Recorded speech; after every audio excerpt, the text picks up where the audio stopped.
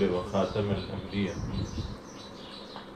سبحانك لا علم لنا إلا ما علمتنا إنك أنت العليم الحكيم أما بعد فأعوذ بالله السميع العليم من الشيطان الرجيم بسم الله الرحمن الرحيم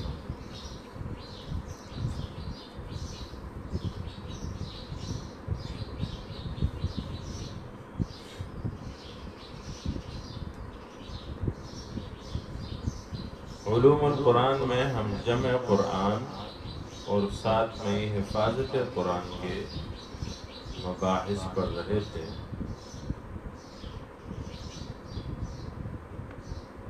اور قرآن کریم کی تحریری حفاظت کے انتظام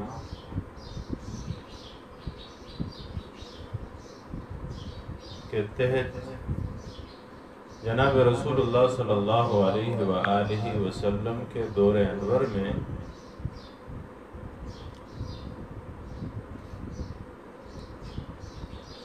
قرآن کریم کو جمع کرنے کا تذکرہ پڑھ رہے تھے۔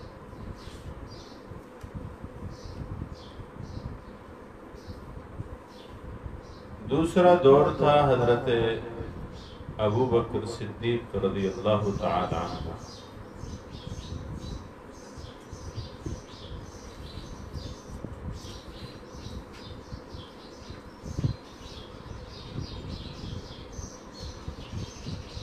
الاتقان فی علوم القرآن میں علامہ جلال الدین سیوطی رحمۃ اللہ علیہ اس کا ذکر کرتے ہیں، دیگر علماء کرام نے بھی اس کا تذکرہ کیا ہے۔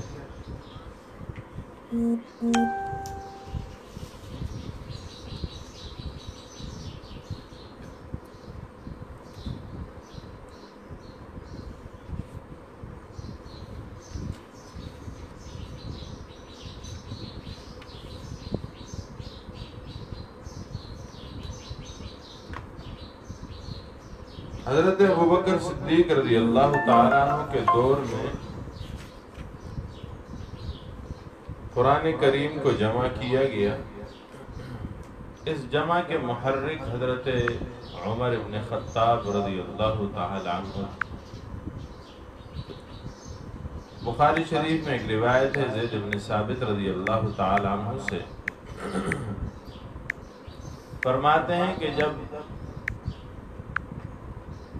جنگ یمامہ میں 70 حفاظ اور قرائے قرآن صحابہ شہید ہو چکے، تو حضرت ابوبکر صدیق رضی اللہ تعالیٰ عنہ نے مجھے بلایا۔ جب میں گیا تو حضرت ابوبکر صدیق رضی اللہ تعالیٰ عنہ کے پاس حضرت عمر رضی اللہ تعالیٰ عنہ موجود۔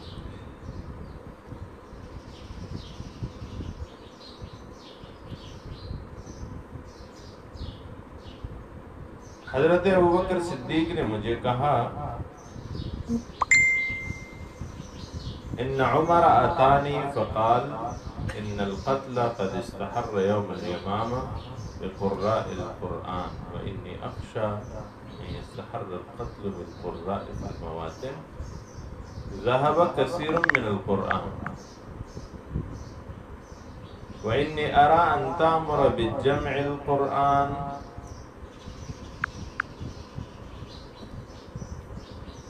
فقلت، میں نے کہا کیف تفعل شیئا لم يفعله رسول اللہ صلی اللہ علیہ وسلم؟ فقال عمر هذا والله خیر فلم يزل يراجعني شرح اللہ صدری لذلك۔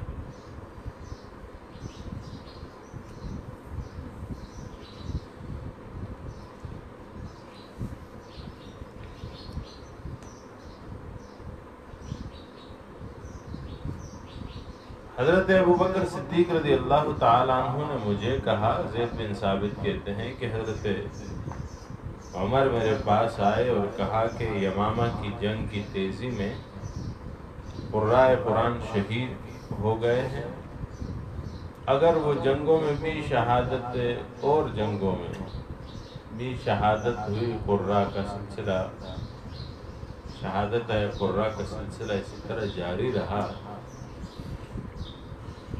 تو قرآن کے اکثر حصوں کے ضائع ہونے کا خطرہ ہے۔ لہذا آپ حکم دیں کہ قرآن کو تحریری صورت میں جمع کیے۔ میں نے ان سے کہا کہ ہم ایسا کام کیوں کریں؟ کیف نفعل شیئا لم یفعلہ یا کیف تفعل شیئا، آپ ایسا کام کیسے کر سکتے ہیں جو رسول اللہ صلی اللہ علیہ وسلم نے نہیں کیا، یا ہم ایسا کام کیسے کریں جو رسول اللہ صلی اللہ علیہ وسلم نے نہیں کیا؟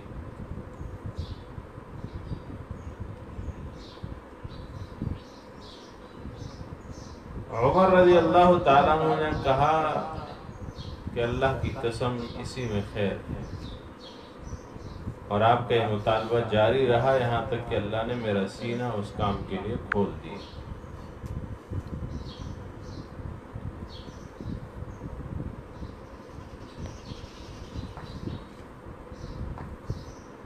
ہم پہلے بھی ذکر کر چکے ہیں کہ جناب رسول اللہ صلی اللہ علیہ وسلم کے دور میں بھی قرآن کو لکھا گیا،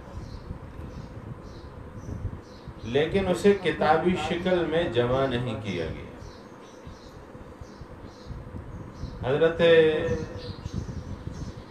عمر رضی اللہ تعالی عنہ کا مطالبہ تھا کہ ابو بکر صدیق رضی اللہ تعالی عنہ اسے کتابی شکل میں جمع کریں۔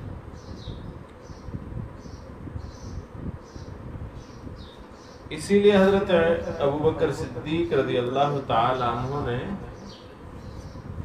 فرمایا کہ وہ کام جو رسول اللہ نے نہیں کیا ہم کیسے کریں؟ یعنی اس سے لکھنا مراد نہیں ہے، جمع کرنا مراد۔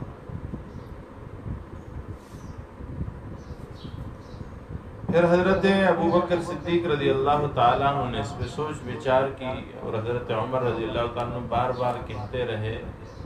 وہ فرماتے ہیں کہ شرح اللہ صدری لذالک، اللہ نے میرا سینہ اس کام کے لیے کھول دیا، یعنی میرے ذہن میں بات آ گئی اور دل میں یہ بات اتر گئی کہ یہ کام کرنا چاہیے۔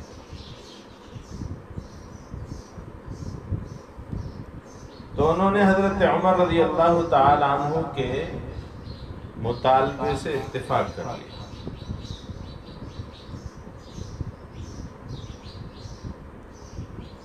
نبی کریم صلی اللہ علیہ وسلم کے دور میں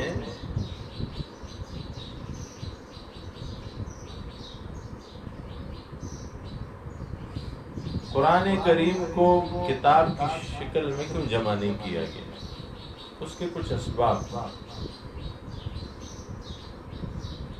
یوں بنتے ہیں۔ نمبر 1، عہد نبوی میں وہ اسباب پیدا نہیں ہوئے تھے جو عہد صدیقی میں پیدا ہوئے۔ اس کی وجہ سے کتابی شکل میں قرآن کو قلم بند کیا جانا ضروری ٹھہرا۔ دوسری وجہ،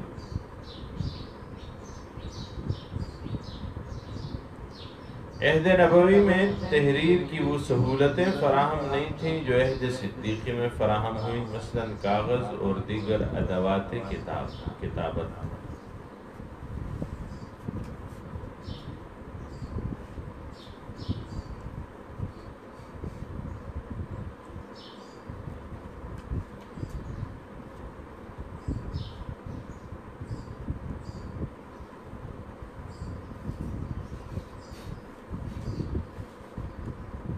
تیسرا، عہد نبوی میں نسخ تلاوت کا احتمال تھا، جس کی وجہ سے کتابی صورت میں تغیر کرنا پڑتا جو موضوع نہیں تھا۔ چوتھی وجہ یہ ہے کہ قرآن کی ترتیب نزولی احوال و واقعات کے مطابق تھی، اور آیات و سور کی ترتیب ربط مضامین کے اعتبار سے۔ اگر عہد نبوت میں قرآن کتابی صورت میں مرتب کیا جاتا تو جدید نازل شدہ آیات کو ان کے مناسب آیات اور سور کے ساتھ ملا دینے میں دشواری ہوتی۔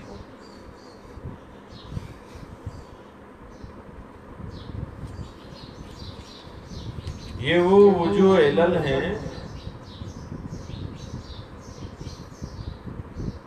جو مولانا شمس الحق افغانی نے ذکر کیے علوم القرآن.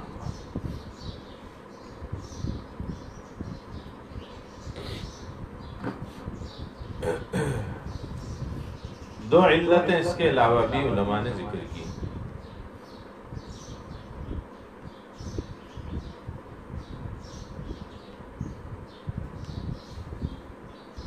جو ان کے ساتھ ملتی جلتی ہیں. ایک تو یہ کہ اگر کتابی شکل میں آ جاتا تو کسی کا ملک بن جاتا جس سے اور لوگوں کو پھر دشواری ہوتی پڑھنے میں. اب تو تختیوں پر لکڑی کی پتھر کے بڑے بڑے تختوں پر لکھا پڑا ہوا تھا. جو لوگ ان کے حفظ نہیں تھا وہ جا کے پڑھ لیتے. اور چھٹی وجہ بتاتے ہیں کہ وہی ابھی کامل نہیں ہوئی, وہی جاری. تو جاری وہی میں کتابی شکل میں آنا ممکن نہیں.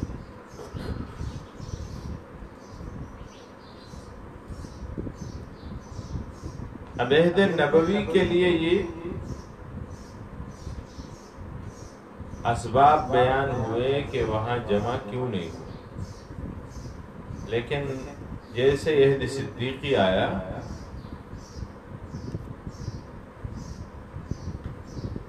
تو اس میں حالات بالکل بدل گئے.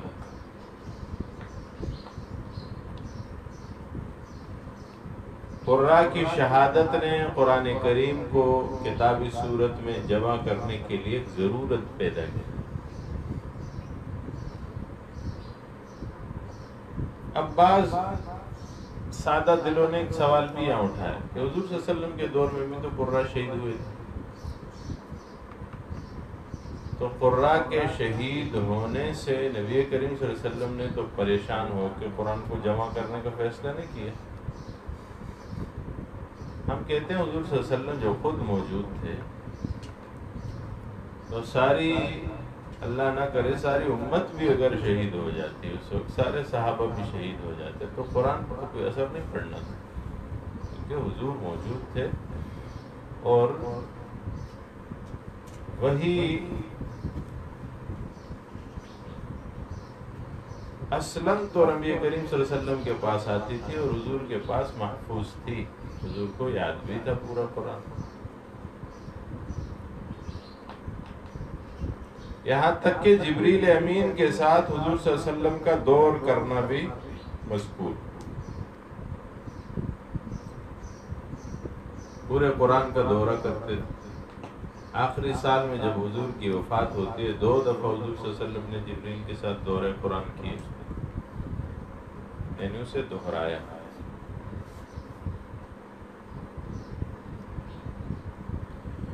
تو یہ سوال بھیجا ہے.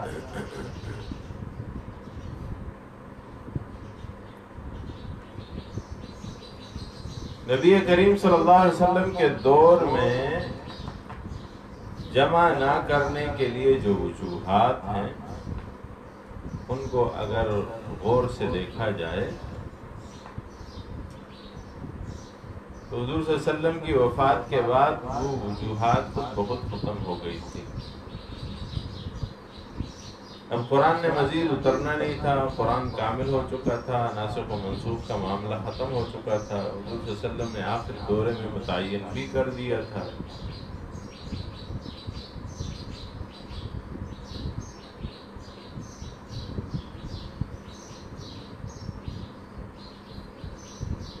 لہذا قرآن کو کتابی صورت میں جمع کرنے میں کوئی رکاوٹ باقی نہ رہی. حضرت ابوبکر صدیق رضی اللہ تعالیٰ عنہ کے دور میں جو قرآن جمع ہوا وہ ویسے ہی نہیں جمع ہو گیا, اس کے لیے دستور بنائے گا, طریقہ کار بنائے گا. احادیث کی کتابوں میں بھی اس کا ذکر ملتا ہے. حضرت زید بن ثابت سے بھی روایات موجود ہیں. فرماتے ہیں حضرت ابوبکر صدیق رضی اللہ تعالیٰ عنہ نے جمع قرآنی میں پوری احتیاط برتی اور ایسے انتظامات کیے کہ قرآن کی جمع کتابی میں، جمع کتابی میں کسی قسم کے سہو اور فروغ گزاشت کا احتمال باقی نہ رہے۔ آپ نے جمع قرآن میں صرف محفوظ یا مکتوب یا مسموع ہونے پر اکتفا نہیں کیا،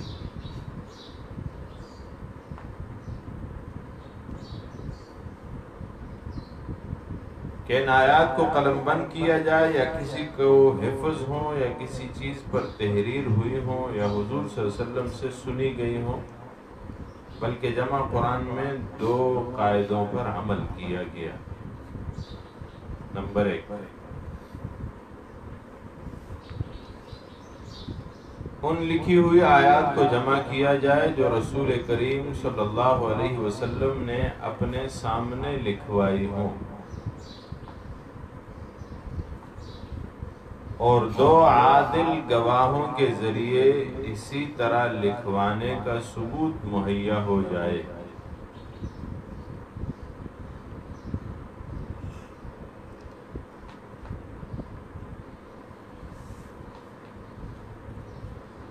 ابو داؤد میں عروہ سے روایت ہے، ان ابا بکر قال لعمر وزید اقعدا على باب المسجد فمن جاءكما بشاهدين على شيء من كتاب الله فاكتبا۔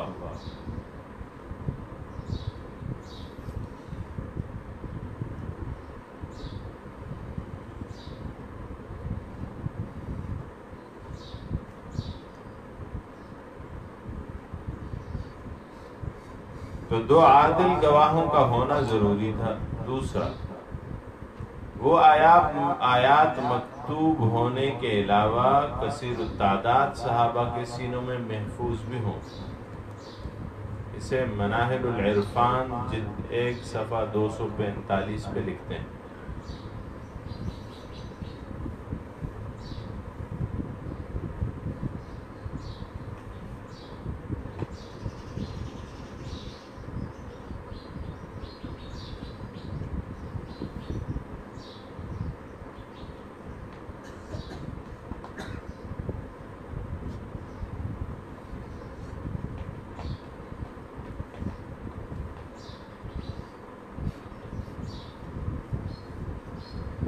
اسی طرح ابن ابی داود نے کتاب المصاحف میں سند کے ساتھ بیان کیا ہے، وما كانوا يكتبون في الصحف والألواح والعصر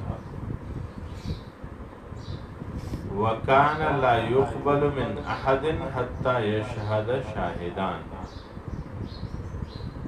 یعنی صحابہ کرام قرآن کو لکھتے تھے صحیفوں، تختیوں اور شاخہائے خرما پر،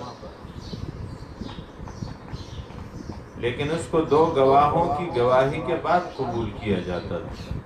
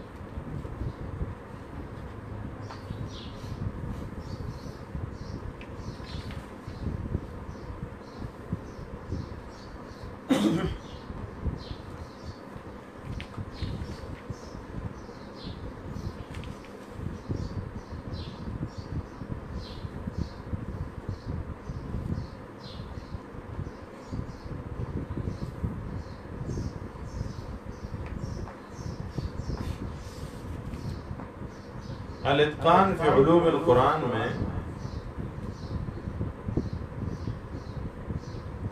علامہ جلال الدین سیوطی رحمۃ اللہ علیہ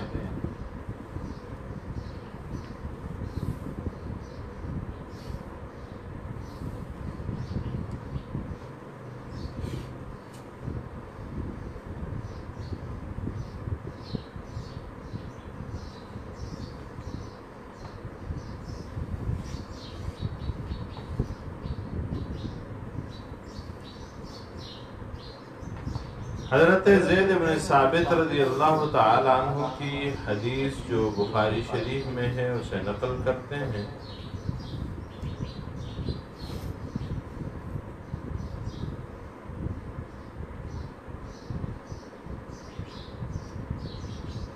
کہ ابتداءً وہ بھی تیار نہیں تھے جس طرح حضرت ابوبکر صدیق تیار نہیں تھے، عمر رضی اللہ تعالیٰ عنہ نے بار بار کہا تو وہ تیار ہو گئے۔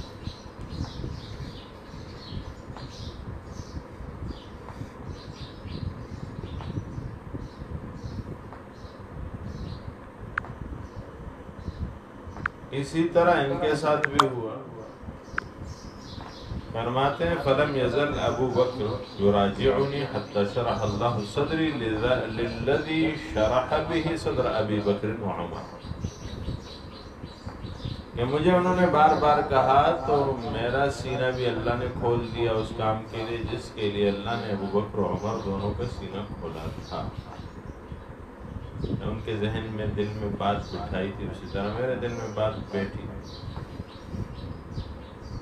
اور فرماتے ہیں فواللہ لو کلفونی نقل جبل من الجبال ما کان اثقل علی، ابوبکر صدیق نے میرے ذمے جو کام ڈالا، اگر مجھے کہتے کہ ایک پہاڑ کو یہاں سے اٹھا کر وہاں لے جاؤ تو وہ آسان کام تھا، یہ مشکل تھا۔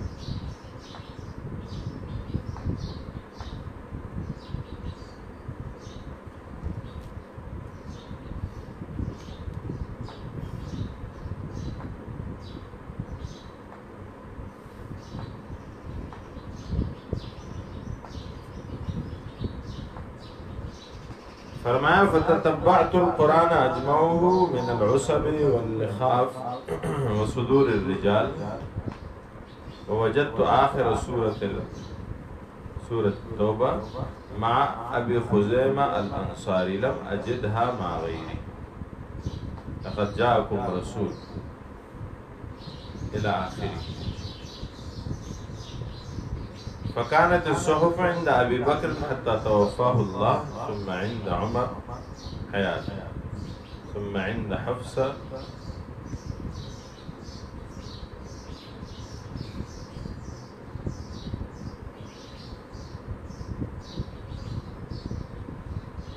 فرمایا ہم نے لوگوں کے سینوں سے اور تختے وغیرہ سے قرآن کریم کو تلاش کر کر کے لکھا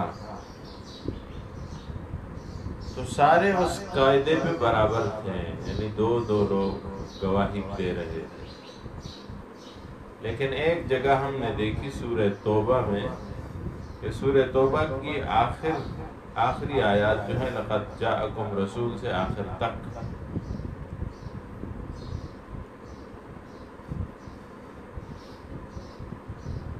وہ صرف ابو خزیمہ انصاری کے پاس تھا اور کسی کے پاس نہیں تھا۔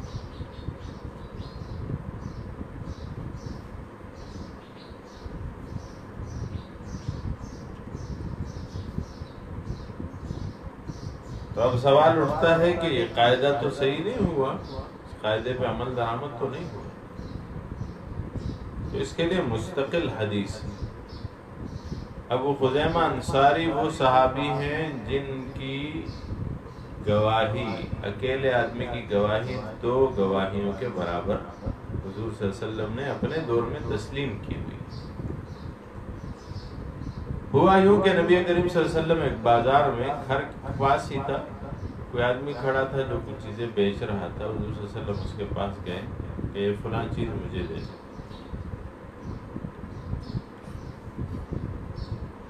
تو اس نے دے دی۔ مثلاً فرض کریں وہ چیز تھی 5 درہم کی، 10 درہم کی، حضور نے کہا مجھے دے دو، اس نے دے دی 5 درہم، 10 درہم میں دے دی۔ تھا وہ منافق جو بیچ رہا تھا۔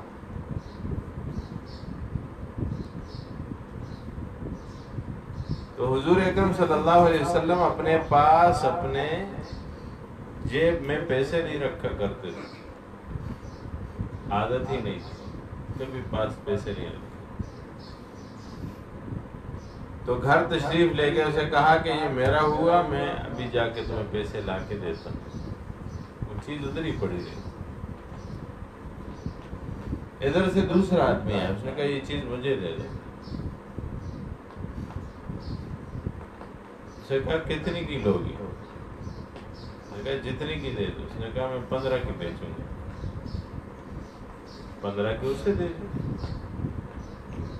ادھر سے حضور صلی اللہ علیہ وسلم آ گئے, وہ لے جانے لگا تو حضور نے کہا یہ تو میں لے چکا ہوں. کتنے میں؟ کہا کہ 10 روپے. کس نے؟ مجھے 15 کی دی. تو حضور نے کہا یہ تو میں لے چکا ہوں. اس نے کہا منافق نے کہ آپ جو کہہ رہے ہیں کہ آپ لے چکے ہیں, آپ کے پاس کون ہے گواہ؟ ادھر سے ابو خزیمہ انصاری آئے, انہوں نے کہا میں گواہی دیتا ہوں. حالانکہ وہ تھا نہیں موقع کو. اس نے کہا میں گواہی دیتا ہوں کہ حضور صلی اللہ علیہ وسلم نے تم سے 10 روپے پہ چیزیں لی ہیں, کیونکہ حضور کہہ رہے ہیں. چنانچہ گواہی بھی ہو گئی. جب گواہ آ گیا تو اس نے وہ چیزیں حضور کے حوالے کر دی. وہ بھی چلے سارے. حضور نے وہ خزیمہ سے کہا, وہ خزیمہ تو تھا نہیں, تو نے گواہی کیسے دی؟ اس نے کہا حضور ہم نے جنت دیکھی ہے, آپ نے بتایا کہ جنت ہے تو ہم مانتے ہیں.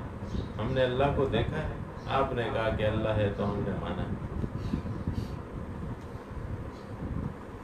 یہ جو آخرت کے سارے منازل ہیں, موت کے بعد کی زندگی ہے, اور حساب کتاب کا ہونا ہے, موت کے بعد کا اٹھنا ہے, یہ سارے معاملات ہم آپ کی وجہ سے مانتے ہیں کہ آپ فرمایا, آپ نے فرمایا تو ہم نے مان لیا. تو اب اتنی بڑی بڑی باتیں آپ کی مان لیں, چھوٹی سی بات میں آپ کیوں جھوٹ بولیں گے؟ میں نے جب سنا کہ آپ نے کہا کہ آپ نے معاملہ کیا ہے, تو میں نے یقین کیا کہ آپ نے کیا ہے.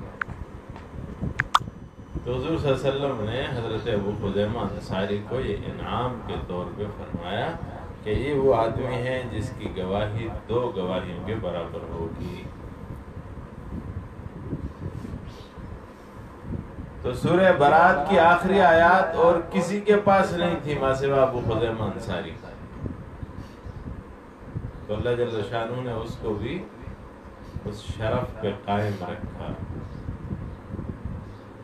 تو حضرت ابو بکر صدیق رضی اللہ تعالیٰ عنہ کے دور میں قرآن کریم کو جمع کیا گیا, اور پھر وہ نسخہ ابو بکر صدیق کے پاس رہا. وہ وفات پائے تو حضرت عمر کے پاس رہا. حضرت عمر وفات پا رہے تھے جب, تو اس کے بعد یہ حفصہ بنت عمر کے پاس تھا,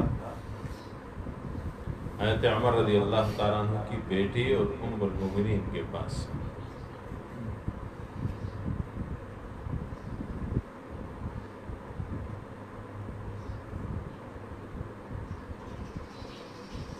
ایک اور روایت ملتی ہے اس میں,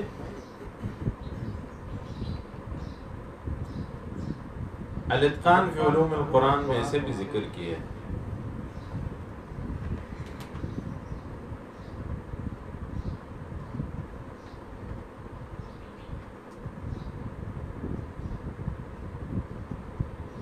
محمد ابن سیرین عکرمہ سے روایت کرتے ہیں, قال لما كان بعد بیعت ابی بکر قعد علی بن ابی طالب فی بیتہ.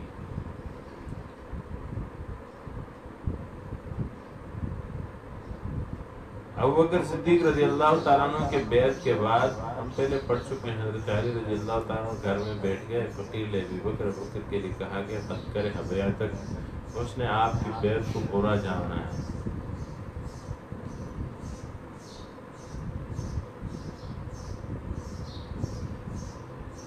فارسل الیہ فقال کرہت بیعتی قال لا واللہ. جواب بھجوایا کہ کیا تمہیں میری بیعت سے کوئی پرابلم ہے, کوئی مسئلہ ہے؟ اس نے کہا نہیں, قسم ہے اللہ.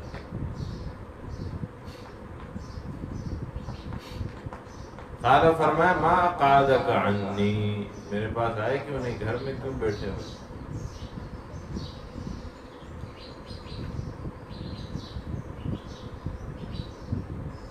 قال رأيت كتاب الله يزاد فيه حدثت نفسي إلا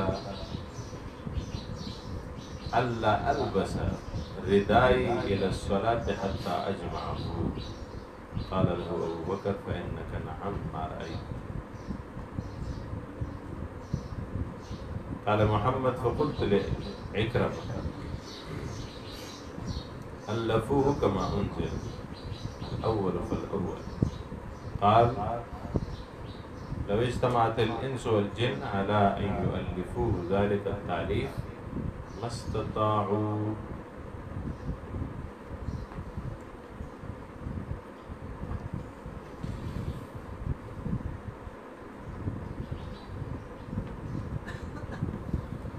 حضرت علی رضی اللہ تعالیٰ نے کہا کہ مجھے ایک فکر نے گھر میں بٹھایا ہوا ہے، قرآن کریم کو جمع کرو، میں تب تک اپنی چادر نہیں لوں گا، یعنی مسجد کی طرف نماز کے لیے نہیں آؤں گا جب تک کہ یہ کام نہ کروں۔ اللہ البس ردائی الی الصلاۃ حتی اجمعہ، کسی قسم کی روایتیں اور بھی موجود ہیں۔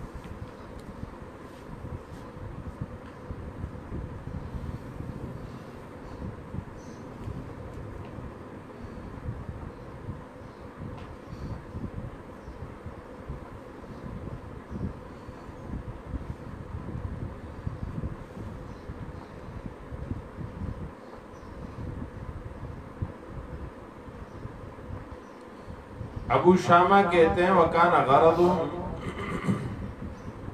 أَلَّا يَكْتُبَ إِلَّا مِنْ عَيْنِ مَا كُتِبَ بَيْنَ يَدَيْ النَّبِي صلی اللہ علیہ وسلم لَا مِن مُجَرَّدِ الْحِفْظِ، کہ حضور کے پاس لکھا گیا تھا اس کو پیش کیا جائے، صرف حافظے سے کام نہیں بنے گا۔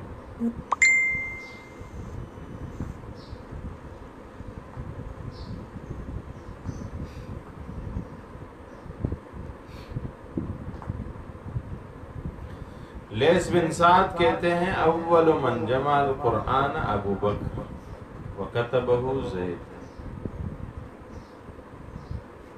وکان الناس یاتون زید بن ثابت فکان لا یکتب آیتا الا بشاہدی عدل، ویسے نہیں لکھتا تھا، دو گواہ اس کے ساتھ ہوتے تب لکھتا تھا۔ اور پھر سورہ برات کا الگ سے ذکر کیا اور فرمایا گیا وَأَنَّ آخِرَ سُورَةَ بَرَأَةٍ لَمْ تُوجَدْ إِلَّا مَعَ خُزَیمَةَ بْنَ ثَابِتٍ،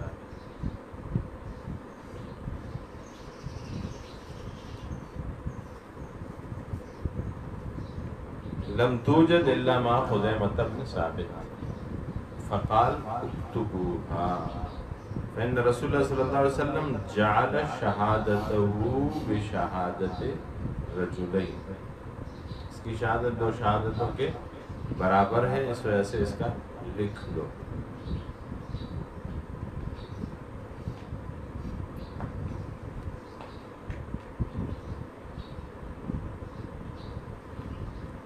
فکتب، اس لکھ لیے۔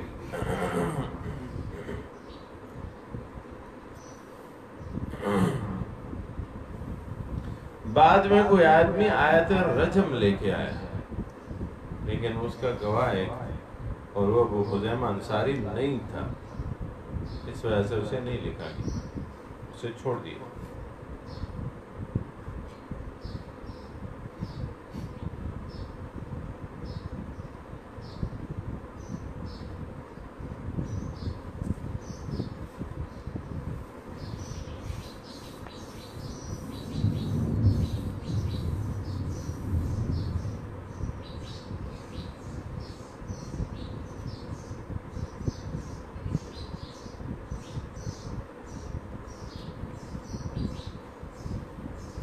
تیسری جمع ہوئی حضرت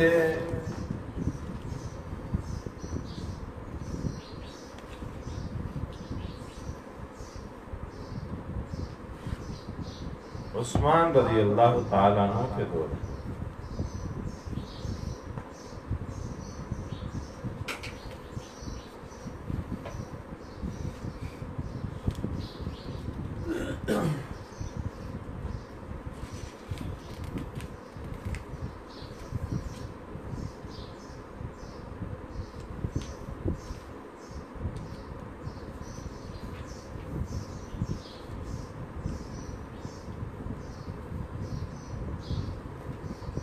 دور عثمانی میں جو جمع ہوئی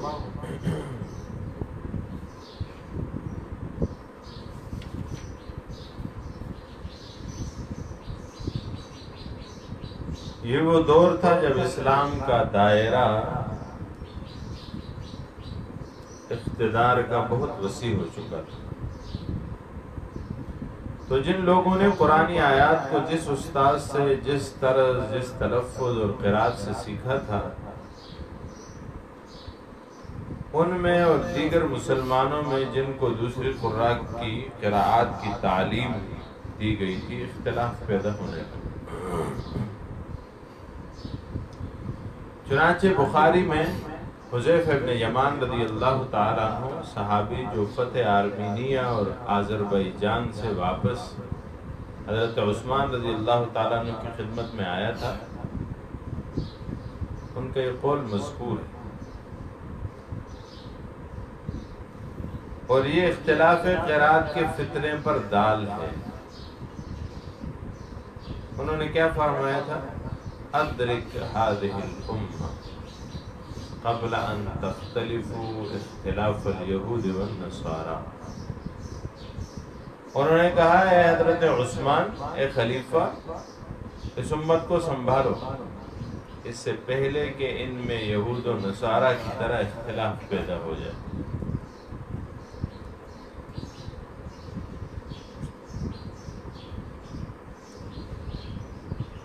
تو گویا آرمینیہ اور آذربائیجان میں جو جنگ جاری تھی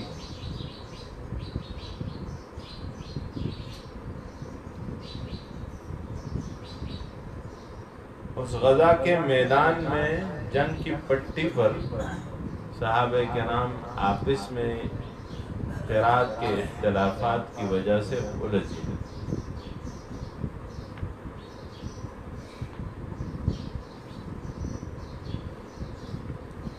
مفسرین نے لکھا ہے یہاں تک کہ خود مدینہ میں معلموں اور متعلموں میں اختلاف قرات کا فتنہ پیدا ہونے لگا.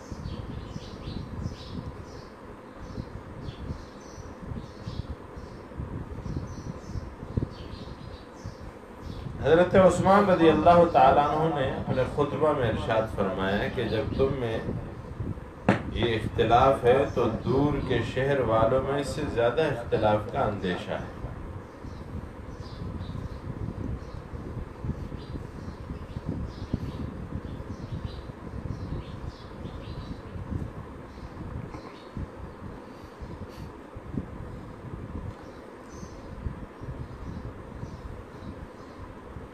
تو پھر آپ نے یہ مسئلہ صحابہ کرام کے آگے پیش کیا. صحابہ کرام کے اجماع پر حضرت عثمان رضی اللہ تعالی عنہ نے حضرت حفصہ رضی اللہ تعالی عنہ سے قرآن کا وہ نسخہ منگوایا جو حضرت ابوبکر صدیق رضی اللہ تعالی عنہ کے دور میں لکھا گیا تھا.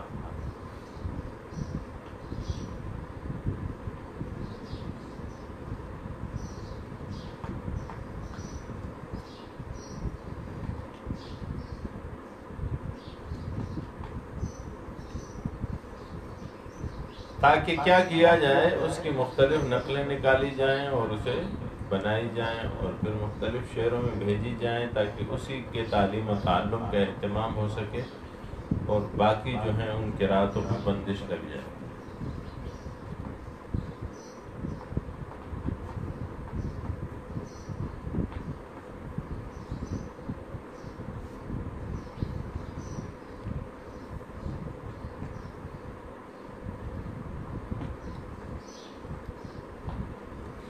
اجماع صحابہ نے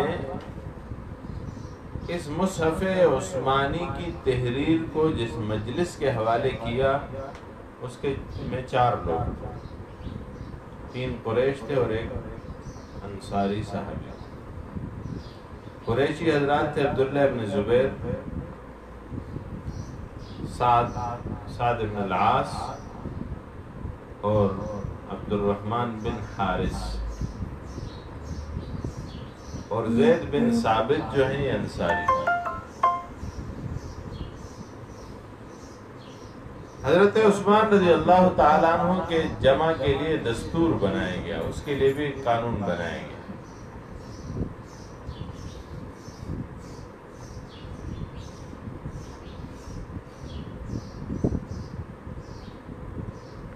3 چیزوں کا اس میں خیال رکھا گیا۔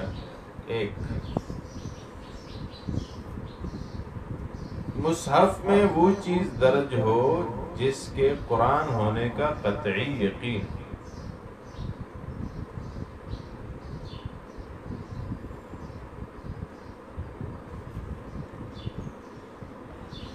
نمبر 2،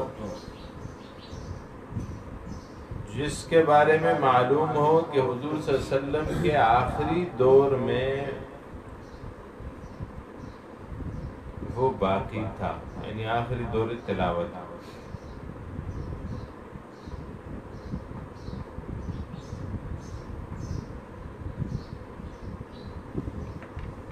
تیسرا، جس کی صحت حضور اکرم صلی اللہ علیہ وسلم سے ثابت ہو اور منسوخ التلاوت نہ ہو۔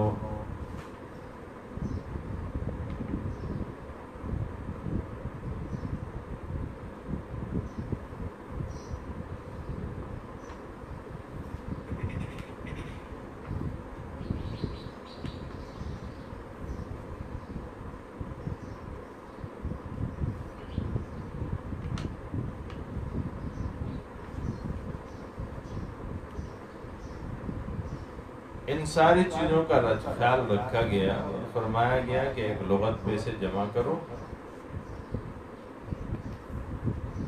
اور فرمایا کہ جب کبھی تمہیں کسی لفظ کے حوالے سے لغت میں اختلاف ہو جائے، تمہارا 4 صحابہ عبداللہ بن زید، سعد بن عاص اور عبد الرحمن بن حارث اور زید بن ثابت، تو فیصلہ کرو ان کے بارے کے نسبت سے جو کہ قریشی، وہ فیصلہ کرے، کیونکہ قرآن لغت قریش پہ نازل ہو۔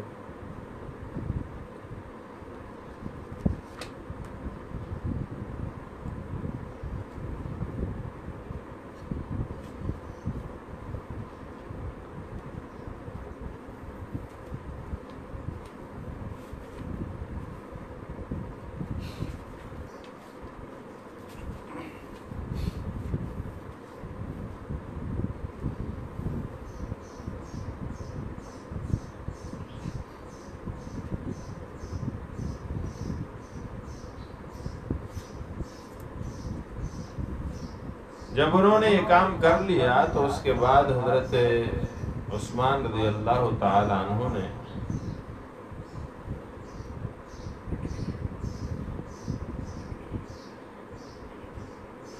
حضرت حفصہ سے جو صحیفے لیے تھے وہ واپس کر دیے،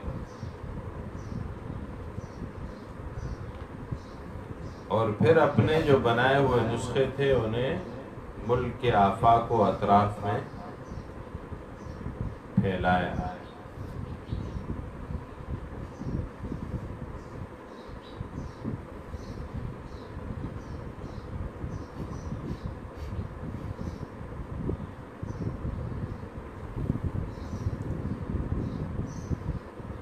ایک یہ بات سامنے آئی کہ مسلمانوں کے یہاں جو قرأت قرآن میں اختلاف رونما ہوا، یہ سبب بنا حضرت عثمان رضی اللہ تعالی عنہ کے جمع کے لیے، تاکہ وہ اسے ایک لغت پہ جمع کریں، یہ اصولی سبب تھا۔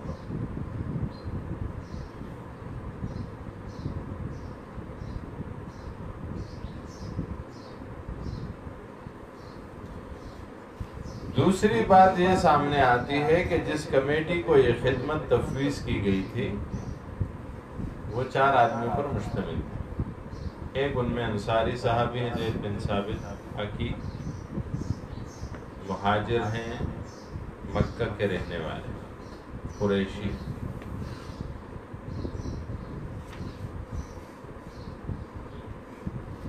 اس میں کوئی شک نہیں کہ سارے ثقات ہیں، بزرگ ہیں، فاضل صحابہ میں شمار ہوتے ہیں۔ تیسری بات یہ سامنے آئی کہ یہ 4 صحابہ کی کمیٹی نے کتابت قرآن کے سلسلے میں حضرت حفصہ رضی اللہ تعالی عنہ کے صحیفوں کو اصل اور اساس قرار دیا تھا، اسی لیے تو اسے منگوایا گیا، اور وہ صحیفے کہاں سے منقول تھے؟ حضرت ابوبکر صدیق سے، کیونکہ انہوں نے لکھوائے تھے۔ چوتھی بات یہ ہے کہ قرآن قریش کی زبان میں نازل ہوا تھا۔ تینوں قریشی صحابہ اور زید رضی اللہ تعالی عنہ کے درمیان اختلاف رونما ہونے کی صورت میں اسی زبان کو ترجیح کا مستحق قرار دیا گیا تھا۔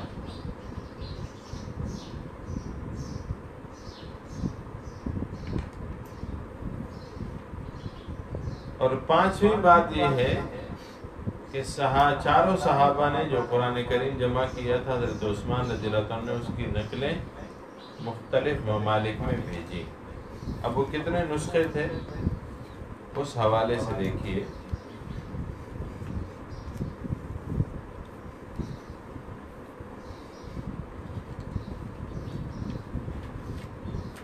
ایک قول تو یہ ہے کہ وہ 7 نسخے تھے۔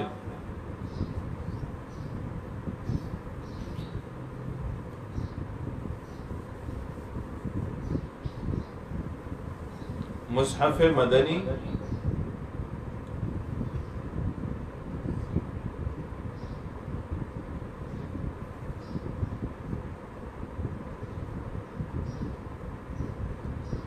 یہ صحیفہ جب تک حضرت عثمان حیات رہے ان کے پاس تھا۔ آپ کی شہادت کے بعد حضرت علی کے پاس رہا،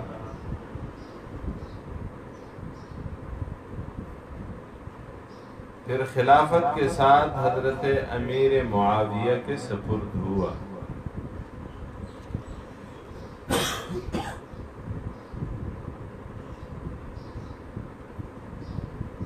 پھر وہاں سے اندلس پہنچا، وہاں سے مراکش کے دارالسلطنت فاس میں پہنچا۔ یہ تاریخ ادریسی تذکرہ مصاحف کے حوالے سے علوم القرآن میں مولانا شمس الحق افغانی سے نقل کرتے ہیں۔ فرماتے ہیں پھر کسی طرح یہ مدینہ منورہ پہنچا۔ جنگ عظیم اول میں فخری پاشا گورنر مدینہ اس کو دیگر تبرکات کے ساتھ قسطنطنیہ لے گیا، وہاں اب تک موجود ہے۔ یہ مصحف عثمانی، مصحف مدنی۔ دوسرا تھا مصحف مکی،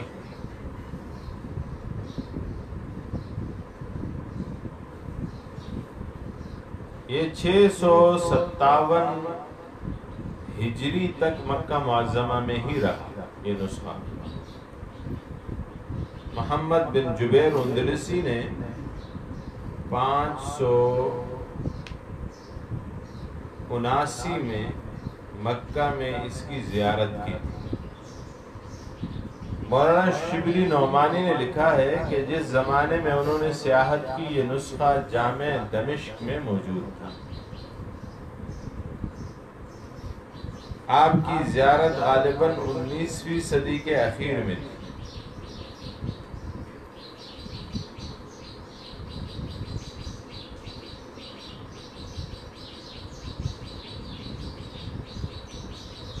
کشاف المہدی میں ہے کہ سلطان عبد الحمید خان جو 1876 میں تخت نشین ہوئے اور تقریباً 30 برس تک انہوں نے حکومت کی، ان کے تیسرا نسخہ ہے مصحف شامی۔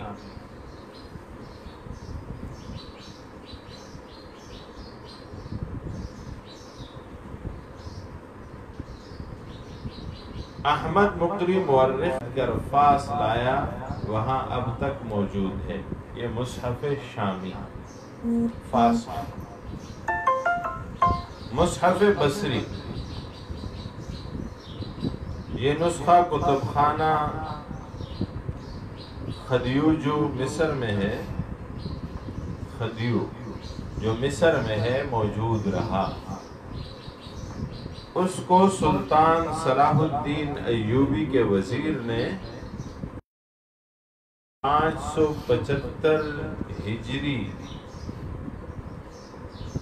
میں 30,000 اشرفیوں میں ہدیہ کیا، خریدا تھا۔ مصحف یمنی کتب خانہ جامع ازہر مصر میں موجود ہے۔ مصحف بحرین فرانس کی کتب خانے میں موجود ہے۔ مصحف کوفی کتب خانہ قسطنطنیہ میں موجود ہے۔ یہ 7 مصاحف ہوئے: مصحف مدنی، مکی، شامی، بصری، یمنی، بحرین اور کوفی۔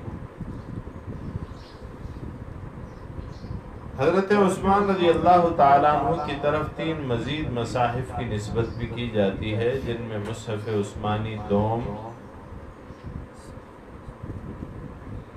جامع سیدنا حسین قاہرہ میں ہے، اور مصحف عثمانی سوم جامع ملیہ دہلی میں موجود تھا۔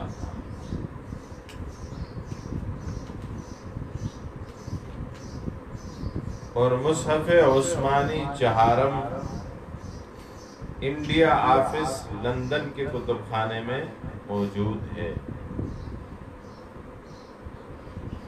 اس پر لکھا ہوا ہے کتبہ عثمان بن عفان، کیسے عثمان بن عفان نے لکھا ہے۔ یہ نسخہ شاہان مغلیہ کے پاس تھا، اکبر کی مہر بھی اس پر ہے۔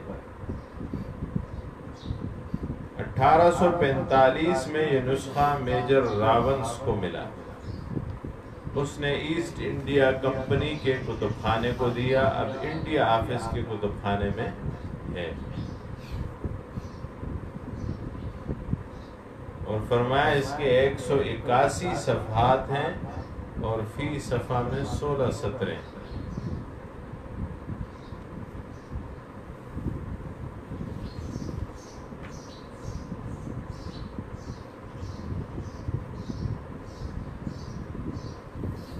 یہ تھی بحث جمع۔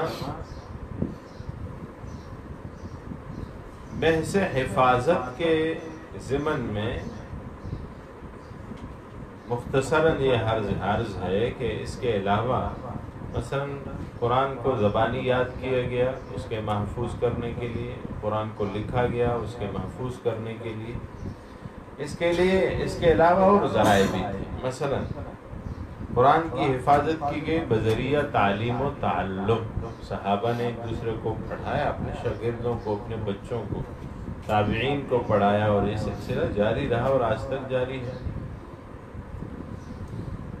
چوتھا، حفاظت قرآن بذریعہ تعامل، اپنی انفرادی زندگی میں قرآن پہ عمل کیا، جو قرآن کے ارشادات ہیں۔ اور پانچواں، حفاظت قرآن بذریعہ تبلیغ الی الغیر، قرآن کو اوروں تک پہنچایا۔ یہ آپ کہہ سکتے ہیں کہ یہ حفاظت ہے بذریعہ تعامل معاشرتی۔ اور چھٹی قسم ہے حفاظت بذریعہ تعامل قانونی۔ انہوں نے اجتماعی زندگی میں قرآن کو بطور قانون نافذ کیا۔ جب نفاذ ہوا قانون کا تو ظاہر ہے قانون کو ایک قسم کی حفاظت بھی مل جاتی ہے۔ علوم القرآن کے بحث میں آج اتنا ہی، اس پہ اکتفا کرتے ہیں، وقفے کے بعد ترجمہ اور تفسیر پڑھیں گے۔